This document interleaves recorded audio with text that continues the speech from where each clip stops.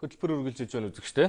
За 7 хоног бүрийн баасан гараг бүрт бид та бүхний санхүүгийн боловсрол зориулаад цувралаар санхүүгийн мэдлэг мэдээллийг хүргэж явах болно. Өнөөдөр өглөө бидний ярилцах сэдэв бол оюутнууд хуримтлал үүсгэх боломжтой гэдэг сэдвийн дор эксперт зочинтой ярилцахад бэлэн болжээ. Өнөөдөр өглөө санхүү эдийн засгийн их сургуулийн санхүүгийн удирдлагын тэнхимийн эрхлэгч оюун цацрал студид ирсэн байна. Өглөөний мэдрэг сайхан амарсан та. Өглөөний мэдрэг сайхан амарсан уу? За бидний ярилцах сэдэв оюутнууд хуримтлал үүсгэх боломжтой юу гэж. Ер нь зүгээр оюутнуудын одоо санхүүгийн их үүсвэр нь юу байдгийг, тэдний өдөрт хэрэгэлдэг зардал нь ямар байх вэ гэдэг тухайгаас яриага эхлэе. За оюутнуудын хувьд бол мэдээж хэрэг одоо ажил төрөл хийж байгаа хүмүүс биш учраас тогтмол орлого бол байхгүй байгаа. Мэдээж хэрэг суралцж байгаа учраас эцэг эхээсээ тодорхой хэмжээний одоо цайны мөнгө гэж нэрлэдэг тийм. Эцэг эхээсээ амжиргааны их үүсвэр бол авч байгаа. За тэрний хэмжээнд оюутнуудын зарцуултыг харах юм бол харилцан адилгүй ялгаатай л байна л да. Мэдээж хэрэг яг одоо эцэг эхээс авсан мөнгөө зөв зохистой зүйлд зарцуулаад явж байгаа оюутнууд байна. Тэндээсээ хуримтлал үүсгээд явж байгаа оюутнууд байна тий. Бас тодорхой хэмжээгээр одоо зохисгүй зүйл зарцуулаад явж байгаа оюутнууд ч гэсэн байгаа. Тэгэхээр олон янзаар л зарцуултыг бол хийж байгаа гэж харж байна. Одоо жишээ нь таны шавнараас яг нүдэн дээр чи ингээд хуримтлал үүсгээд явж байгаа тийм оюутнууд байгаа юу? Бага. Одоо олон нийтийн санхүүгийн боловсролыг дээшлүүлэх улсын хэмжээнд зарласан хөтөлбөрийн хүрээнд ихтэй сургуулийн оюутнуудад хувь хүний санхүү гэдэг хичээлийг сургалтын төлөвлөгөөнд оруулж өгсөн байгаа. За тэгээд тэрний хүрээнд бол манай сургуулийн оюутнууд хувь хүний санхүү гэдэг хичээлийг судлаад тэр хичээлийнхаа хүрээнд одоо хичээлийн шинэ жилээс ахуулаад семестрээ дуустал одоо хуримтлал үүсгэх уралдаан зарлаад зөвхөн бид нар өөрснийхөө эцэг эхээс авж байгаа одоо санхүүжилтийн их усүрээсээ хуримтлал үүсгэх ийм байдлаар уралдаан зарлаад манай бүх оюутнууд маань хуримтлалын данстай болоод ингээд явж исэн. За хуримтлал үүсгэхийн тулд хамгийн ихний алхам оюутнуудад юу байж болох вэ? За хуримтлалыг үүсгэхийн тулд ер нь бол одоо өөртөө айгүй зөв хөвшил, зуршлыг бий болгох ёстой. Ер нь ихэнх тохиолдолд юу гэж хардаг вэ гэхээр мөнгөтэй болж байгаад л хуримтлуулъя гэж боддог. Тэгээд их мөнгөтэй олчиж хуримтлахын гэж бас боддог тийм буруу ойлголтууд яваад байдаг. Гэтэл хуримтлал бол заавал их дүнгээс эхэлдэг юм биш тийм гинтийн одоо байж байгаа л гинт хуримтлалтай болчдаг тийм юм бол байдгүй. Айгүй багаар өөртөө одоо санхүүгийн хувьд өөртөө дарамт үүсэхгүйгээр тий хуримтлал үүсгэх боломж бол байгаа.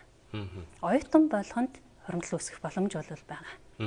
Магадгүй зүгээр оюутан хуримтлал үүсгэхийн тулд зардлаа бууруулах шаардлагатай байх. Тухайн одоо тэр мөнгөндөө бас давхар хяналт тавиад одоо яг зөв зүйлдэл зарцуулаад буруу одоо бусад зүйлд бол зарцуулахгүй түүнийг л цаашаа гэдэг хуримтлал гэж ойлгож болно шүү дээ тий. Заавал нэг орлого нэмэгдчихэж хуримтлал үүсдэг ч юм уу тийм юм байхгүй л дээ. Тэгээ байгаа мөнгөө зөв зохистой зарцуулах асуудал байна. Тэгээ оюутнуудын хувьд бол харж хахад яг сүүлийн үеийн хүмүүс бол их хэмжээгээр тамхи татчихээн тий. Янз бүрийн тоглоом, компьютер тоглоом тоглох ч юм уу ийм илүүдтэй зардлуудаа болчихоо. Тэр өөрөө чинь цаг зав нэгдүгээр хоёрдугаарт эрүүл мэндэд хортой тийм юмнуудыг л одоо зардлаа хэмжихэд тэр мөнгө нь өөрөө хуримтлалж болчихно гэсэн үг байхгүй. Одоо юу гэдэг дадал болгох шаардлагатай баг. Одоо юу гэдэг даасандаа тогтмол мөнгө хийнч гэдэг юм уу мөнгөтэй бол түүнийг одоо даасандаа байршуул яваад тахт энэ дадлыг бас ер нь оюутнууд бий болгох боломж байгаа юу? Ер нь яаж дадлуулах вэ? За дадал болгохын тулд дадал зуршил болгохын тулд мэдээж хэрэг нэг зүйлээ олон дахин давтал гэсэн үг шүү дээ. Тэгэхээр мөнгөө одоо байгаа үед нь байхгүй болсон хань мөнгөгүй болчлаа би өнөөдөр хуримтлал энэ сард хуримтлалаа хийж чадсангүй гэхээсээ илүү юмдаа зарцуулахаас өмнө чи төлөвлөсөн л болвол урьдчилаад одоо зарцуулалтаа хийхээс өмнө хуримтлалаа хийчих. Тийм л зуршлыг бий болгочих өөртөө. Тэгвэл аяндаа нөгөө нэг хуримтлал үүсгэх дадал чинь өөрөө бий болчихно. Тэгэхгүй бол зарцуулж дуусчаад мөнгө хуримтлуулна гэж байхгүй. Тэгэхээр зарим сартаа тасалдаал, зарим сартаа хийгээл тэ ингээд ирэхлээр эн чинь өөрөө бас хуримтлал биш. Санхүүгийн магадгүй тэмдэглэл хөтлөх шаардлагатай байна. За бас дээрэс нь одоо юу гэдэг өөртөө зориулсан нэг тийм тодорхой төлөвлөлт гаргах хэрэгтэй байж бас болох юм ажлын төлөвлөгөөч гэдэг юм уу те. Иймэрхүү зүйл гаргаад за цаашдаа бүр зорилго тавих хэрэгтэй байна. Тийм мэдээч хэрэг хоримтлал үүсгэхийн тулд зүгээр л нэг одоо илүү гаргаж мөнгө хоримтлуулах гэдэг юм бол байхгүй шүү дээ. Тэр чинь өөрөө тодорхой хэмжээний зорилготой байх хэрэгтэй. За магадгүй би дараагийн одоо семестрийнхаа сургалтын төлбөрийн 10%-ийг би энэ семестрт одоо хоримтлал үүсгээд би өөрөө төлөё.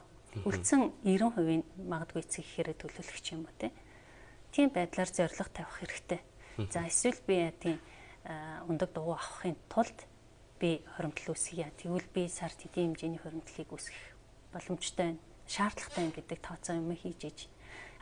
Хоримтлал үүсгэхийн тулд мэдээж эрэг санхүүгийн төлөвлөлт хийх шаардлагатай. Би хэдийн хэмжээний орлогыг сард би болгодгийн, эцэг эхээс авдгийн. Тэгээд тэрнийхээ хэдэн хувийг би яг өдөр тутам хоол унд хүнсэндээ зарцуулдгийн те.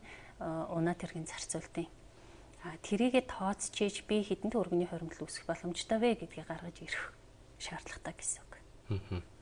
Яг зүгээр өнөөдрийн оюутнууд ямар байгааг та бас нэг зүгээр нэг дүр зургийг хэлвэл. Яг санхүүгийн энэ боловсрал талдаа.